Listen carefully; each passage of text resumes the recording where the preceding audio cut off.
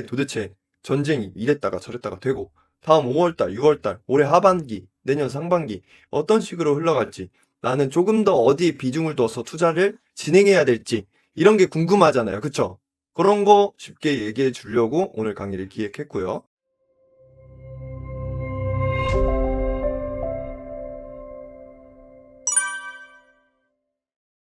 이번 전쟁 뉴스에 여러분은 팔았습니까? 샀습니까? 아무것도 안 했어요. 올리브 주스님 아무것도 안 했고 500만 원치 매수 샀어요. 사팔했어요. 샀어요. 둘 다요. 샀어요. 오, 사고 싶지만 현금 없어서 건망했어요.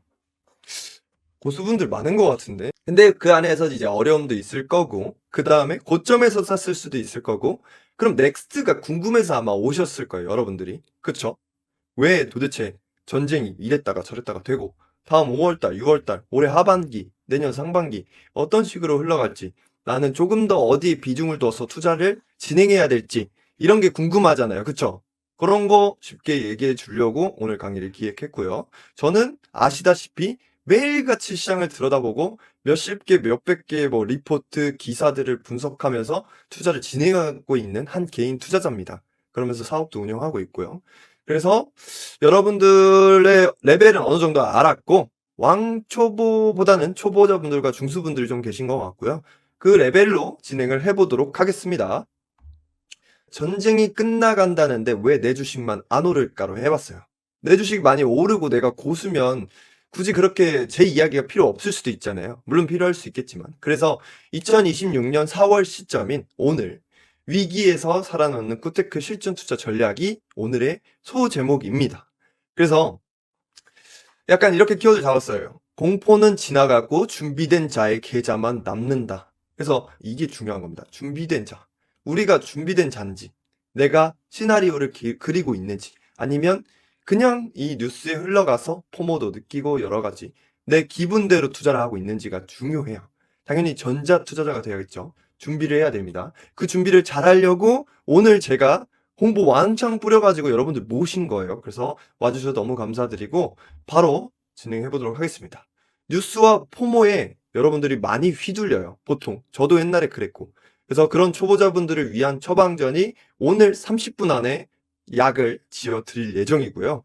공포를 수익으로 바꾸는 역발상 투자가 이 안에 들어 있을 겁니다. 자, 일단 심리적 장벽이 투자라는 부분에 있어서 주식이든 암호화폐든 부동산이든 다 똑같은데요. 초보랑 고수가 차이가 있어요. 일단 초보자 같은 경우는 뉴스가 발생했을 때 어떻게 하냐면 공포에 즉시 전량을 매도하거나 매도하고 싶은 마음이 들어요. 그리고 폭락을 만약에 확인을 하면요. 이 주식 떨어졌네. 내가 팔았는데. 그러면 역시 팔기 잘했어 하고 안도의 숨 마십니다. 안도의 숨 마셔요. 그래. 내가 좀 팔기 잘했지. 이제 이걸로 뭐 하지? 뭐 하지라고도 생각을 했으면 그나마 나아요. 아무것도 안 하는 경우가 보통 많고요. 근데 갑자기 반등을 해. 또 어떤 거시기경제 시장이 바뀌었는데 그걸 내가 뉴스 때문에 늦게 알았어. 뉴스라도 보면 그나마 빨리 알았을 텐데 그 뒤에 알았어. 뭐야, 난 팔았는데 지금이라도 들어가야 되나? 그래서 무서워서 재진입을 포기하거나 어떻게 해야 될지 갈팡질팡 하다가 유튜브나 SNS 이런 것만 보다가 좀 포모로 자극적인 거 봐가지고 무턱대고 살아서 물리고 이런 경우가 태반입니다. 진짜 태반이에요. 네. 왜냐면 제가 투자해서 수억 원의 수익을 올렸잖아요. 그럼 이 수억 원은 누군가의 손실이에요. 이 투자 시장에서의 수익이라는 거는. 그래서 사실 제 입장에서는 투자 시장에 못하는 사람들이 많으면 많을수록 저한테는 좋은데 저를 찾아주신 분들만큼은 수익이 나셨으면 좋겠어서 그 해답을 좀 알려드리고자 이렇게 제가 라이브도 하고 원일입도 운영을 하는 거라고 보시면 됩니다. 그럼 투자 고수들은 어떻게 대응합니까? 뉴스가 발생하면요. 똑같이 같은 뉴스를 볼 거잖아요. 그러면은 시나리오를 그려요. 시나리오를. A든 B든 C든 보통 최대 3개 정도 그리는 것 같아요. 또는 2개. 그러니까 예를 들면 트럼프랑 해리스 대통령 당선 전으로 가볼게요. 그러면 공화당이 되든 민주당이 되든 둘 중 하나는 될 거 아니에요. 근데 다른 분들은 보통 어떻게 했냐면 초보자분들은 나는 트럼프가 무조건 돼. 무조건 트럼프가 돼. 공화당이 돼. 그래서 나는 트럼프가 되면 이거 오르니까 여기 일단 몰빵할 거야. 이렇게 가요. 이러면 안 돼요. 이러면 안 되고요. 1번이 될 수도 있고 2번이 될 수도 있어요. 일단 예측보다는 대응을 해야 되거든요. 그러면 1번, 예를 들면 트럼프, 공화당이 당선됐을 때 내가 해야 될 것들. 그 다음에 2번, 해리스가 당선됐을 때 수혜를 받을 수 있는 섹터. 이렇게 나오겠죠. 그걸 미리 그려놓고 이게 당선이 딱 결과시 되면 내가 이대로 포트폴리오를 짜는 거예요. 그래야 내 주식이 살아남으니까. 네. 이걸 못하면요. 아무리 좋은 기업이라고 한들 이 대통령이 정책 바꾸면 그대로 흘러갈 수밖에 없습니다. 그럼 이게 정치적인 영향 부분만 아니라 다른 부분에서도 다 적용이 돼요. 다. 그게 투자예요. 투자. 부동산도 마찬가지고 암호화폐도 마찬가지고요. 똑같습니다. 똑같아요. 그래서 시나리오를 항상 조금이라도 써라. 그냥 2줄 쓰셔도 돼요. 2줄. 내가 할 거. 예를 들면 뭐 현금 확보를 늘린다. 뭐 이런 식으로. 자, 그럼 두 번째. 고수분들은 어떻게 하냐면 섹터를 이동해요.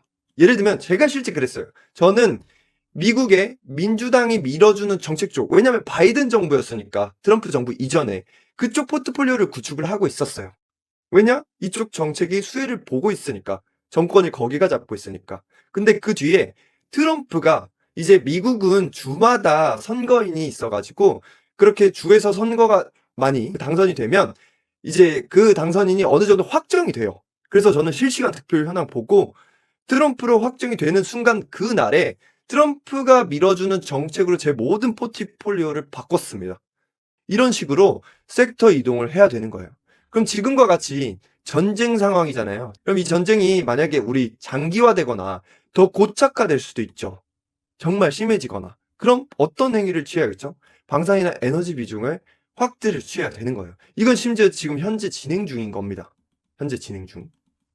이게 보통 투자 고수분들이 하는 행위고요.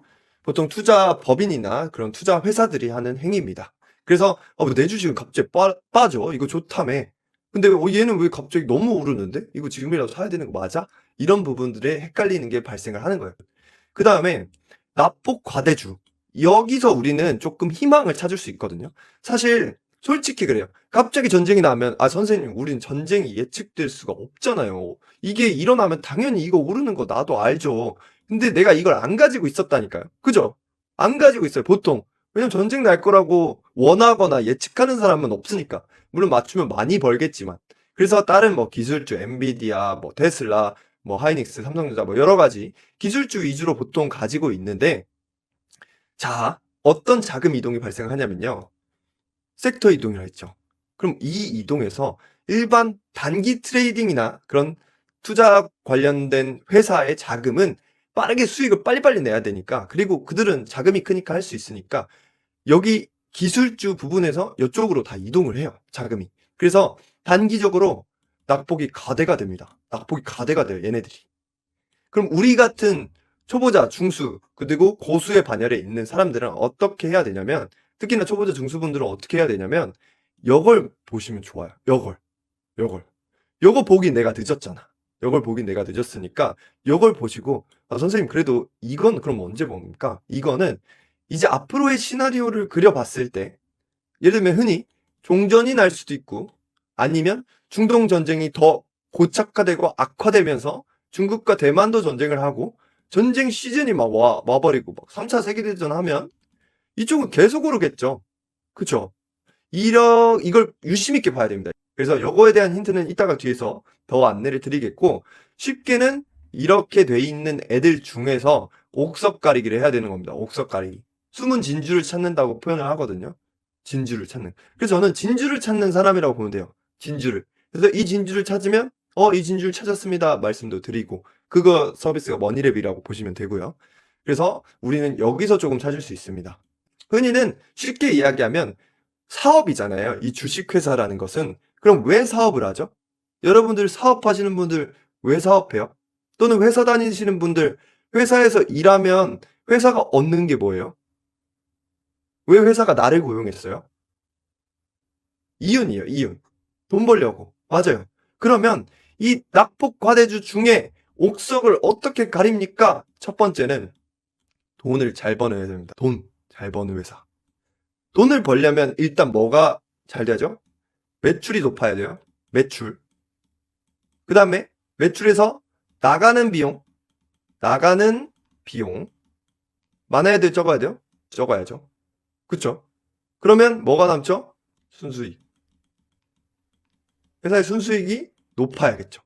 요것만 오늘 알아가도 진짜 웬만한 옥석은 가릴 수 있어요. 그 두 번째는 이제 뭐 차트적인 타이밍, 여러 가지 그 비중을 태우는 거, 포트폴리오 관리 이런 것들도 있지만 첫 번째는 이겁니다. 이거. 알겠죠? 이제 내가 혹시나 우리 다 주식 투자자잖아요. 주식 하나라도 없는 사람이 거의 없을 거예요. 여기 보고 계시는 분들 중에.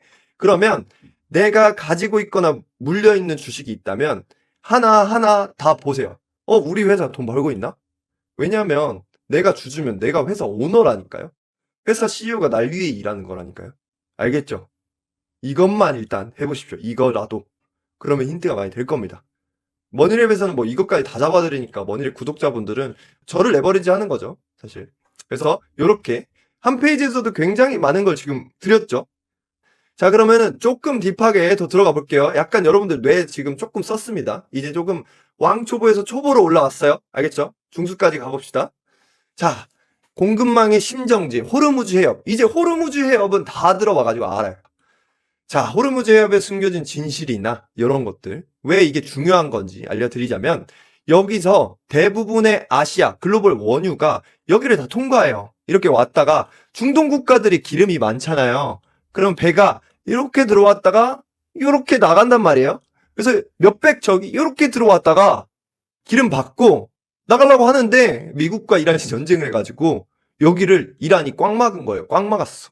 근데 미국은 웬걸 이란을 때린 이유가 여기 달래. 여기 우리가 관리하겠대. 이게 약간 좀 이상하지 않아요? 그죠? 자, 그래서 일단 호르무즈 해협의 개념은 원유가 지나가는 고속도로입니다. 우리나라도 그래서 기름을 많이 받아오기도 하고 이런데, 자, 이렇게 되면 어떤 현상이 발생하죠? 여기 몇백 천의 유조선이 갇혔죠. 물론 이젠 좀 진행이 되고 있지만 갇혔을 때는 유가가 단기적으로 급등합니다. 기름이 공급이 안 되니까. 그래서 저 지금 고급유 넣었는데 2,300원이 넘거든요. 아마 경유 넣으시는 분들도 거의 2,000원 가까이 1,900원 될 거예요. 휘발유랑. 그래서 거의 뭐 자동차를 지금 안 타고 다녀야 될 정도인 것 같은데, 그쵸? 자, 그러면 어떻게 되냐면 일반적으로 제조업 기업 같은 경우는 제조 원가가 상승해요. 뭘 지으려면 공장에서 기름을 떼서 지어야 될 거 아니에요. 기름. 근데 우린 단순히 자동차에만 거의 기름 쓰지만 이 사람들은 이 원가 무시 못해요. 그러면 제품값이 올라가죠. 제품값이 무슨 말이죠?